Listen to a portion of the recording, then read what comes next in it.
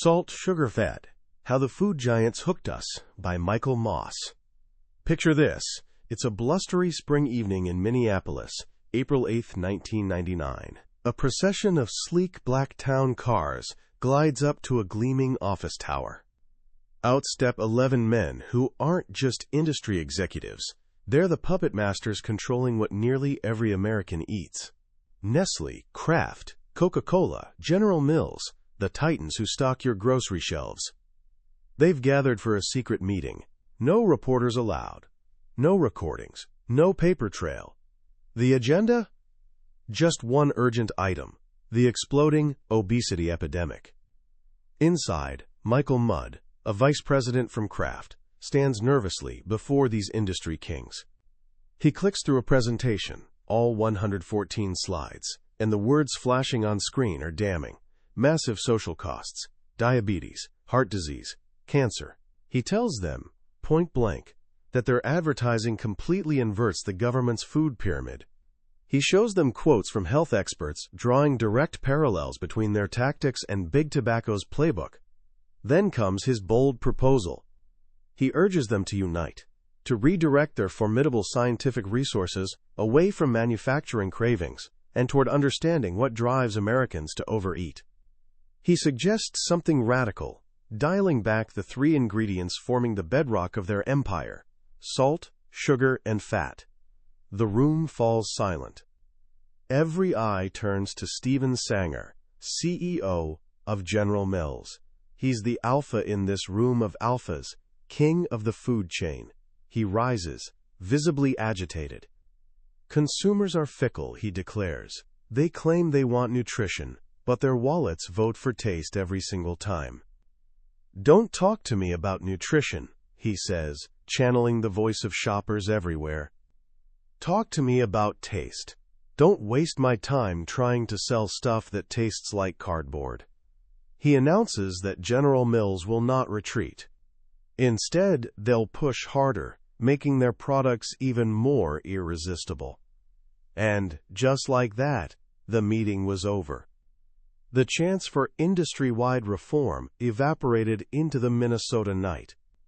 The food giants returned to their labs, test kitchens, and marketing war rooms, and doubled down on their strategy. Today, we're pulling back the curtain on what happened after that pivotal meeting. We're diving into Pulitzer Prize-winning journalist Michael Moss's explosive investigation, Salt, Sugar, Fat. This isn't your typical nutrition book.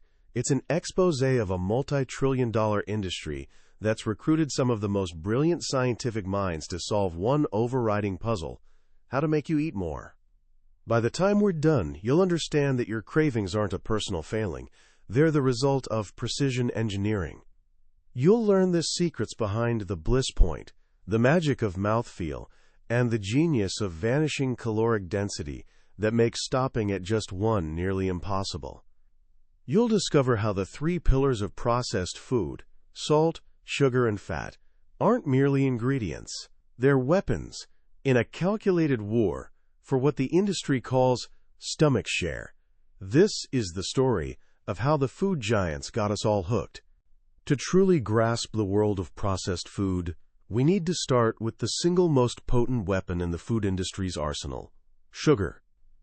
Our bodies are essentially hardwired for it. Forget that outdated tongue map from grade school claiming you only taste sweetness on your tongue's tip. That's complete nonsense. The reality is your entire mouth becomes a pleasure dome for sugar.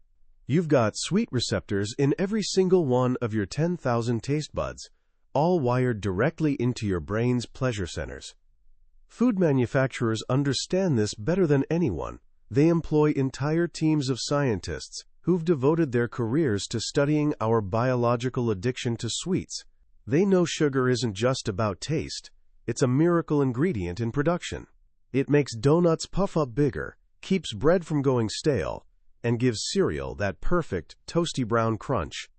It's their Swiss Army knife. The story of sugar's power was first proven in the most unexpected way, with a box of Fruit Loops and some laboratory rats back in the 1960s. A graduate student named Anthony Sclafani noticed how ferociously the lab rats demolished the colorful cereal, so he designed an experiment. Rats naturally fear open, brightly lit spaces. It's survival instinct. Sclafani placed a small pile of Fruit Loops in the center of their cage, completely exposed. The rats, overriding every survival instinct, scurried into the open and gorged themselves. Their craving completely shut down the biological brakes that should have told them to stop. This discovery blew the doors wide open. Scientists began realizing that sugar could trigger compulsive overeating. But to truly weaponize this knowledge, the food industry needed precision. They needed to measure it, to find the exact amount of sugar that would send consumers into orbit. This brings us to a crucial concept whispered in the hallways of every major food company, the Bliss Point.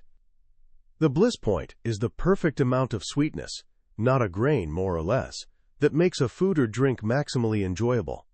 The man who perfected finding it is an industry legend named Howard Moskowitz. Trained in mathematics and experimental psychology at Harvard, Moskowitz is basically the mad scientist of food engineering. When companies like Campbell's, Kraft, and PepsiCo see their products failing, they call him to resurrect them with maximum craveability. His process is elegantly simple yet devastatingly effective. He creates dozens, sometimes hundreds, of tiny variations of a product. A touch more sugar here, a different flavor note there. Then he has armies of regular people spend hours in testing rooms, tasting and rating each version. All that data feeds into computers running complex mathematical models to map exactly which ingredient combination creates the highest possible pleasure score. He can, in his own words, simply dial in a new product. In 2004, Dr. Pepper came knocking. Their sales were tanking. Competitors like Coke and Pepsi were flooding shelves with new flavors: vanilla, cherry, lime, and Dr. Pepper was losing ground fast. They'd tried creating their own spin-off, a cherry-flavored soda called Red Fusion, but it bombed spectacularly. Consumers despised it. Moskowitz got to work. His team developed 61 different formulations of a new cherry vanilla Dr. Pepper. They conducted 904 individual tastings nationwide. And when the data rolled in, he didn't just find one Bliss Point. He discovered something even more valuable. The Bliss Point isn't a single perfect peak. It's more like a plateau, a range of sweetness that produces the same maximum pleasure. This was a financial goldmine for Dr. Pepper. It meant they could use slightly less of their expensive syrup without sacrificing any of the bliss. It might sound trivial per can, but for a company selling hundreds of millions, it translated to millions in savings. Cherry Vanilla Dr. Pepper became a runaway hit. It saved the brand. But the science Moskowitz employed reveals a fundamental truth. The sugar in your soda isn't about taste. It's a number on a spreadsheet, optimized for both craving and profit. The industry's sugar obsession reaches peak intensity when targeting its most vulnerable customers, children. At Philadelphia's Monell Chemical Senses Center, a research institute partly funded by the big food companies themselves, scientists have made groundbreaking discoveries about how children experience taste. Biopsychologist Julie Manella has devoted her career to this research. She argues that children inhabit a completely different sensory universe than adults. As a group, she explains, they prefer much higher levels of sweet and salt. To prove this, she conducted an experiment to find children's bliss point for sugar. She sat a 6-year-old girl named Tatiana at a table and gave her pairs of vanilla pudding, each with different sweetness levels. Tatiana would taste both and simply point to her favorite. As she tasted, a chain reaction fired inside her body. Sugar dissolved in her saliva, hit tongue receptors, and sent signals racing to her brain's pleasure centers. The experience, as one scientist described it, is simply, sweet. The results were astonishing. Tatiana's bliss point for sugar and pudding was double the level most adults find enjoyable. And she was on the low end. Some kids preferred pudding that was 36% sugar. Manella realized the food industry wasn't simply satisfying children's natural sweet tooth. They were actively shaping it.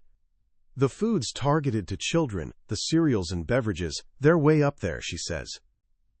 The sweetness level a child prefers in lab tests often matches precisely the sugar content of their favorite cereal. The food companies, she argues, are exploiting the biology of the child. They're teaching children what food should taste like. And what they're teaching is that food should be intensely sweet. They're not just providing calories, they're programming a child's health trajectory for life by steadily raising their bliss point higher and higher. This strategy, making children's food as sweet as candy, was born from the great cereal wars of the 1950s. Before then, cereals like cornflakes were marketed as healthy alternatives to heavy, greasy breakfasts. The cereal flakes inventor, John Harvey Kellogg, was a health zealot who ran a sanitarium where sugar was completely banned. His younger brother Will, however, was more interested in profits. While John Harvey was traveling, Will did something that would transform breakfast forever. He added sugar to the cornflakes. The sanitarium patients loved it. Will struck out on his own, creating the Kellogg Company, and the era of sweetened breakfast cereal was born. Soon C.W. Post and General Mills joined the battle, and grocery aisles became war zones.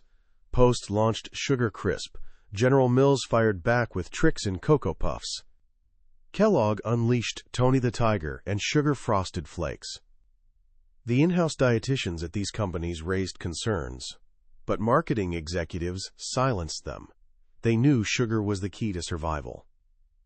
The word sugar was proudly displayed on boxes, but as public health concerns mounted in the 1970s, the industry made a subtle yet brilliant pivot. They couldn't keep trumpeting sweetness without damaging their image.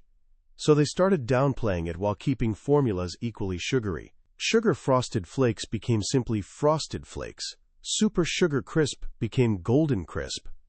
The marketing message shifted from sweet to something else entirely: health. This led to one of the most audacious marketing campaigns in food history. In 2008, Kellogg's launched a commercial for Frosted Mini-Wheats. It showed a classroom of sluggish, unfocused children. But one boy appears bright-eyed and alert. Why?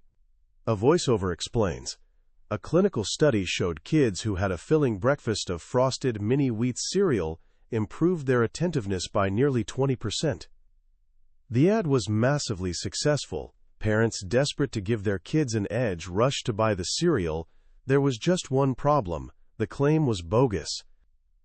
The study, which Kellogg had paid for, showed only 1 in 7 kids saw that improvement. Half the children showed no improvement whatsoever. The Federal Trade Commission eventually stepped in, calling the ads false and misleading, but by then, damage was done. The idea of cereal as brain food was planted in millions of minds. Kellogg had successfully used a health halo to mask a product that was still nearly a quarter sugar by weight. The industry's genius wasn't just what they put in the box, but how they framed it. This brings us to another key concept that transformed the American diet: convenience. The man championing this idea was Charles Mortimer, CEO of General Foods in the 1950s. He believed convenience was the, quote, additive that would revolutionize business. His company's mission was saving the modern homemaker time. One of his star chemists was a young man named Al Clousie. Clousie's first major project was inventing instant pudding for the Jell-O brand. At the time, making pudding was an ordeal, requiring hours of stirring over a hot stove. Clousie's bosses gave him strict orders: only use starch, sugar, and natural flavorings. For years, he failed. Then one day, returning from vacation, he discovered a competitor had filed a patent for instant pudding using synthetic chemicals. Suddenly, Clousie's orders changed. "That's all out the window," his boss told him. "Just develop instant pudding that can be made in 30 minutes. Freed from the constraints of natural ingredients, Clousie dove into food chemistry. He found the perfect phosphate combination that could gel milk in just 5 minutes, creating stable, delicious pudding. It was a massive hit. Quick, easy, new busy day dessert, the ads proclaimed. For Clousie, it was a lesson he never forgot. If you want innovation, tell me where you want to go, but don't tell me how I must get there. For Charles Mortimer, instant pudding proved his theory. Americans would pay for convenience. This idea galvanized the entire company. When the post-cereal division was getting pummeled by Kellogg's and General Mills, Mortimer called them in for a meeting. He told them to stop thinking of themselves as a cereal company. "You are a breakfast foods company," he declared. To drive his point home, he shared a story about his own family.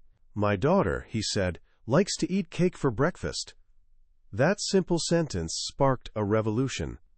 Inspired, Al Clausy invented Tang, a completely synthetic orange-flavored powder that was mostly sugar and chemicals, but it was quick, easy, and had added vitamin C. "Happiest thing that ever happened to breakfast," the ads declared.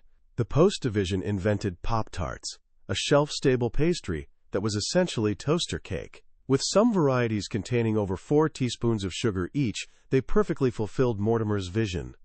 Convenience became the industry's mantra. But to make these convenient foods taste good and last months on shelves, companies relied on their 3 pillars: salt, sugar, and the second, even more powerful ingredient we need to discuss now: fat. If sugar is the blunt, high-speed assault on our senses, fat is the smooth, silent operator. Its effects are more subtle but no less powerful. Even Aristotle, 24 centuries ago, recognized fat as a fundamental taste, alongside sweet. He called it the fat or oily. And while modern science hasn't officially classified it as a primary taste like sweet or salty, the industry knows its power intimately. Fat makes chips crispy, bread silky, and cookies firm. But its most magical property is a sensation called mouthfeel. Mouthfeel is how food feels in your mouth. Its texture, creaminess, richness. It's the velvet of melting chocolate, the crunch of fried chicken, the gooiness of melted cheese. And it's one of the primary drivers of our cravings. Scientists at Oxford University used brain imaging to see what happens when we consume fat. They fed subjects a simple vegetable oil solution. The results were shocking. The brain's reward centers lit up just as brightly for fat as for sugar. The brain recognizes fat as an incredibly dense energy source and rewards us with intense pleasure for consuming it. Food companies have invested millions studying this. Unilever, the world's largest ice cream maker, used brain scans to prove that eating ice cream makes you happy. Images of pleasure centers lighting up became the basis for a brilliant marketing campaign. But there's a trick to fat that makes it even more valuable than sugar. Researcher Adam Drewnowski discovered it in the 1980s. He knew about the Bliss Point for sugar, that our liking rises to a certain point, then drops off. He wanted to see if the same applied to fat. He gave people mixtures of milk, cream, and sugar. The results were clear. There was no Bliss Point for fat. The more fat he added, the more people liked it. Their brains never sent the signal to stop. But his most important discovery was about the synergy between fat and sugar. When he added sugar to the fattiest mixtures, something incredible happened. The sugar made the fat invisible to the brain. Tasters couldn't accurately detect how much fat was in the mixture.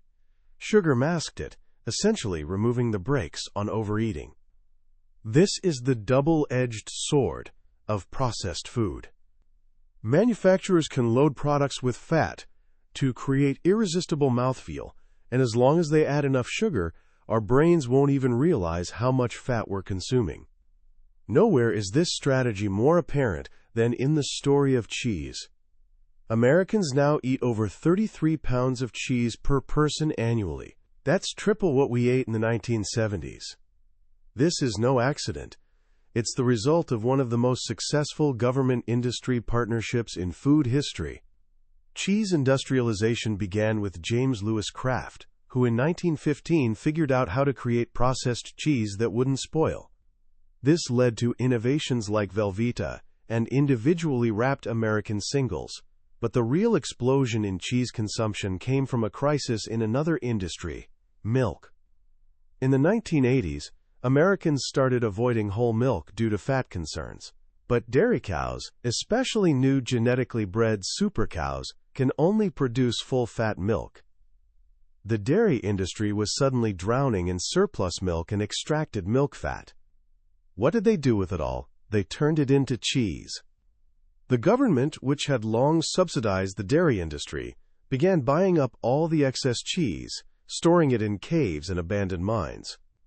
By 1981, this milk-fat mountain weighed 1.9 billion pounds and was costing taxpayers $4 billion yearly.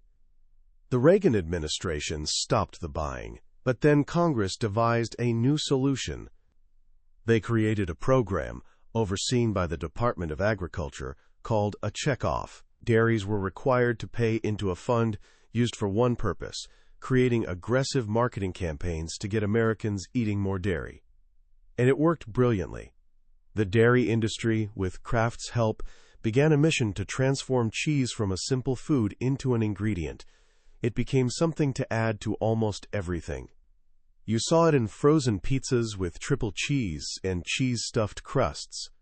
You saw it in packaged dinners with names like Extreme Cheese Explosion. It was shredded, cubed, crumbled, and spreadable, making it more convenient than ever to add to recipes. The industry even partnered with fast food chains.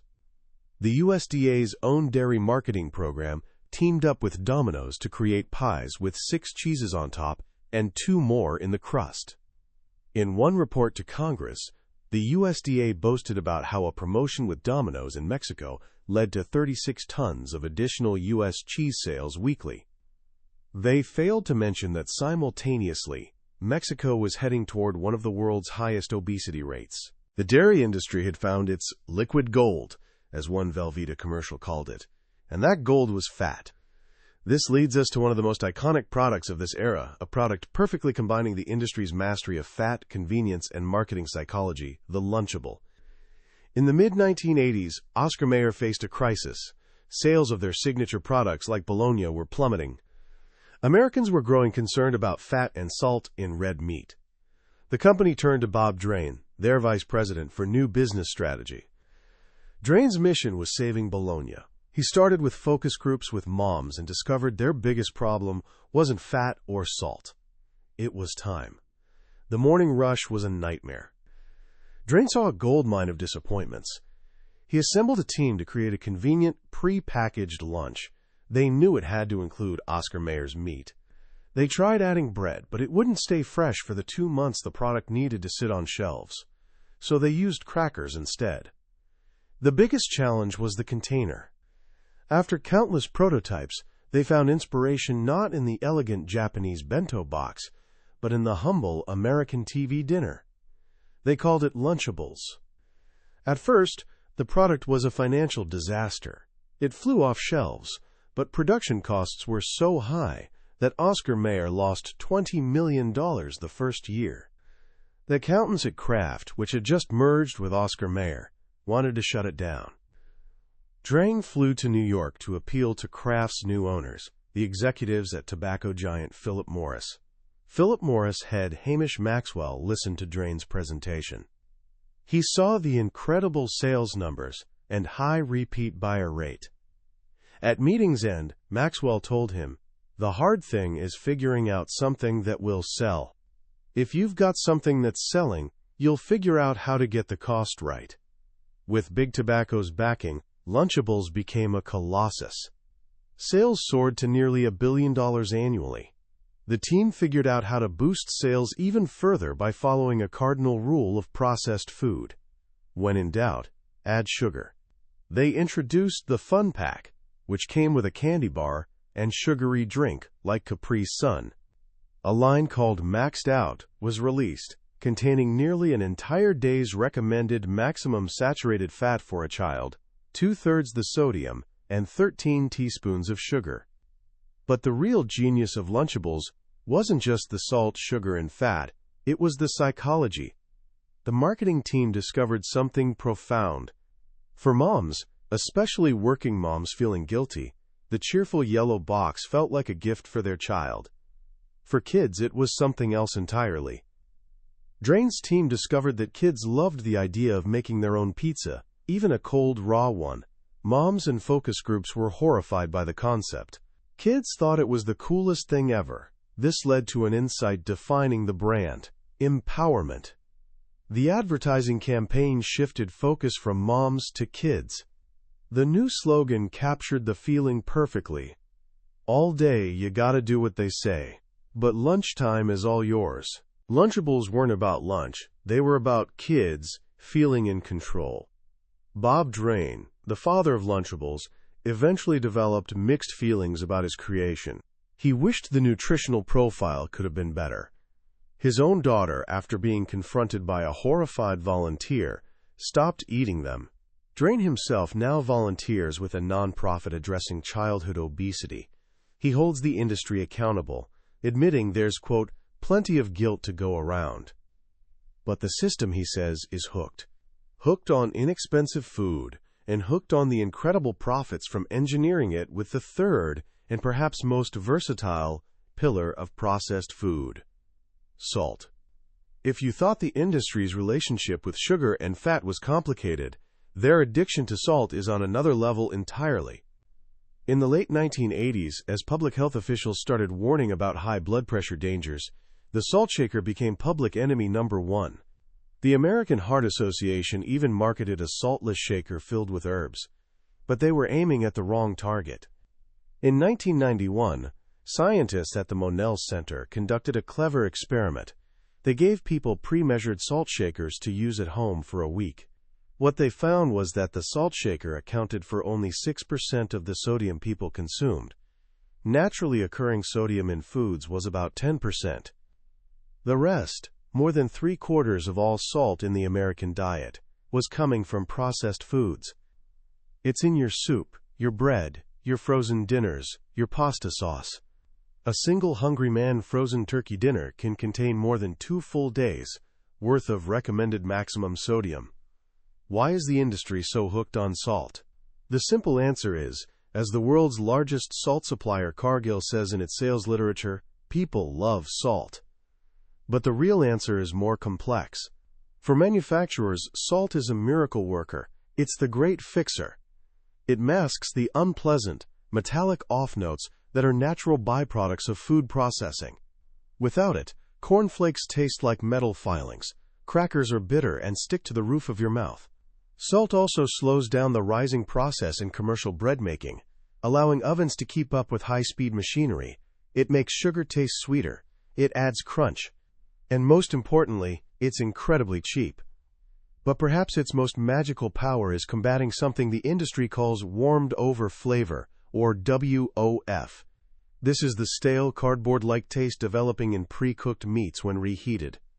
Salt is the most convenient and cheapest way to overpower that nasty flavor. The industry's dependence is so deep that when governments try pushing for reductions, companies panic. When the British government started setting voluntary targets for sodium reduction, Kellogg's wrote a 20-page letter to officials, pleading with them to consider the, quote, serious technical constraints. But here's the most damning part. Unlike our love for sugar, which is innate, our craving for salt is learned. Another Monell study followed infants from birth. At 2 months old, none of them liked salty flavors. But by 6 months, the group had split. Babies fed salty processed foods, like crackers and cereals, had developed a preference for salty solutions. Those fed mostly fruits and vegetables still preferred plain water. The industry isn't just satisfying a craving, it's creating it, starting in infancy. Robert I Senlin, former chief scientist for Frito-Lay, knows this story intimately. When consumer advocates first attacked salty foods in the late 1970s, Lin saw it as an opportunity. He believed Frito-Lay could get a competitive edge by reducing salt in their chips. He even experimented with new technology, like using electrostatics to make salt stick to chips more efficiently. But he quickly learned nobody at the company cared. Salt was so cheap that wasting it was more cost-effective than investing in new technology to save it. Instead, Lin was tasked with defending salt. The company hired medical experts to question the science linking salt to hypertension. They funded research into whether calcium could negate salt's harmful effects, a strategy Lin admitted was a diversionary tactic powerful ammunition to release pressure on sodium. Pepsi is a good company, Lynn told Michael Moss, but they did some things not quite correctly, and one of these things was fighting salt. It was a macho spirit they had which said, "Keep your hands off my company." Disillusioned, Lynn left Frito-Lay in 1982. Today he avoids almost all processed foods. "I feel so sorry for the public," he said. After Lynn left, Frito-Lay discovered a marketing insight that would make concerns about salt almost irrelevant. A marketing expert named Dwight Risky was trying to figure out why snack sales were rising when all demographic data predicted they should be falling. Baby boomers were aging, and older people were supposed to eat fewer snacks. One Sunday night, Risky had an epiphany. He realized boomers weren't eating less as they aged. They were eating more. They were skipping meals, breakfast, lunch, dinner, and replacing them with snacks. This changed everything. The boomers weren't a mature market with no growth. They were a category with huge growth potential. Frito-Lay went on the attack. Led by Roger Enrico, the marketing genius who'd beaten Coke in the Cola Wars, they unleashed a wave of line extensions. Classic Lay's chips were joined by dozens of new flavors. Cheetos were transformed into 21 different varieties. Their research lab became a temple to snacking science. They used a $40,000 machine simulating a chewing mouth to determine the perfect break point for a chip, 4 pounds of pressure per square inch. They discovered the magic of, quote, vanishing caloric density, the reason you can eat an entire bag of Cheetos. Because the puffs melt so quickly in your mouth, your brain is tricked into thinking there are no calories. They've even created compounds called Flavor Plus that mimic the taste and smell of fast food like cheeseburgers and tacos, creating chips designed for late-night, impulsive snacking. And they never forgot the psychological angle. A consultant in the 1950s told Frito-Lay that people felt guilty about eating chips. His solution was repositioning chips not as a snack, but as part of every meal. He suggested serving them with soup, with salads, even with egg dishes for breakfast. It was this same consultant who helped them tap into the core anxiety of the snacker. And it was copywriter Len Holton who, in 1963, perfectly captured the essence of the chip in 5 simple words. "Betcha can't eat just one." He was right. A massive multi-year study published in the New England Journal of Medicine tracked weight gain of over 120,000 people. The single food most associated with weight gain, more than red meat, more than sugary drinks, more than dessert, was the potato chip. The chip is the perfect storm. Salt hits your tongue first, then fat delivers the blissful mouthfeel.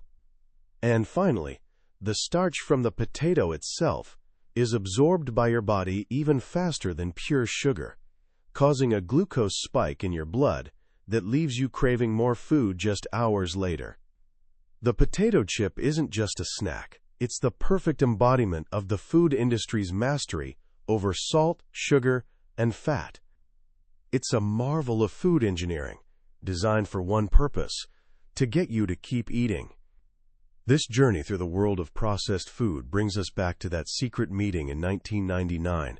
The insiders at that meeting knew the truth. Michael Mudd, the Kraft executive who made the plea for change, was part of a small internal rebellion at the company. In the early 2000s, this group, with surprising backing from their bosses at Philip Morris, launched a radical anti-obesity initiative. They knew the tobacco wars were coming to the food industry. Denial is not enough, a Philip Morris strategy paper warned. Think about solutions. This internal group at Kraft convinced the company to stop advertising its least nutritious products to young children. They pushed for more honest labeling, admitting that single-serving sizes on cookie packages were deceptive. And then they did the unthinkable. They tried putting caps on the amount of salt, sugar, and fat their own food scientists could use when developing new products. It was heretical. It went against the company's very soul, and for a moment, real change seemed possible. But the system is powerful. Wall Street analysts began punishing Kraft's stock price. They asked how the company could possibly grow if it worried about making people fat. One analyst put it bluntly, "You're going to try to grow your volume. It's almost got to make us fat." The pressure was immense. The co-CEO who'd championed the initiative was demoted. Michael Mudd left the company. And Kraft, faced with fierce competition from companies like Hershey doubling down on indulgence, pivoted. The 100-calorie packs, designed to ease consumer guilt, were soon joined by the Triple-Double Oreo and Oreo Fudge Sundae Creme. Kraft bought chocolate giant Cadbury for nearly $20 billion and began global expansion, introducing the twist, lick, dunk ritual to billions in countries like India and China. The cycle of growth, as the new CEO called it, was back on track.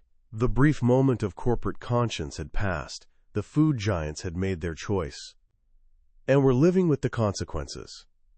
So what do we do with all this? It's easy to finish a story like this, feeling overwhelmed, maybe even angry. It feels like we've been tricked, that our own biology has been turned against us by some of the most powerful and well-funded companies on the planet. And in many ways, that's exactly right.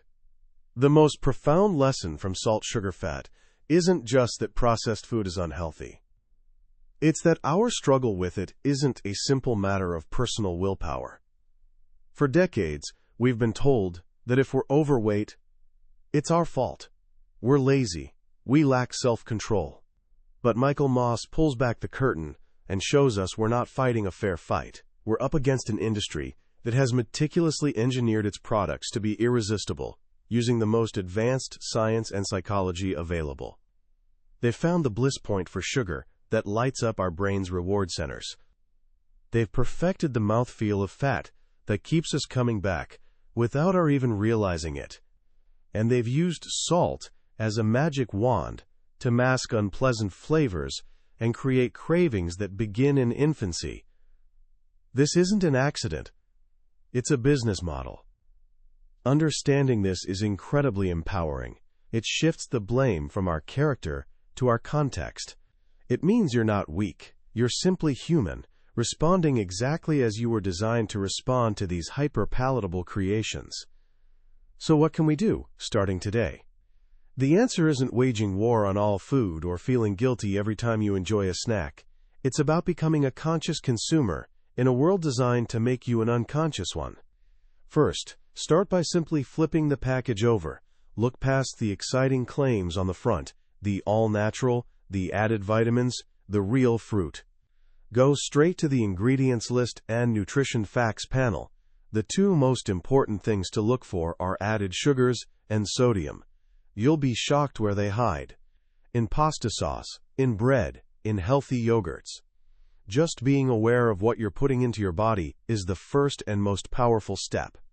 Second, understand the power of marketing. When you see an ad promising food will make your kids smarter, or that a snack is the key to empowerment and fun, see it for what it is, a calculated attempt to tap into your deepest emotions and insecurities.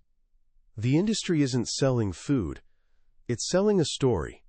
Recognizing the story allows you to separate emotion from the reality of the product.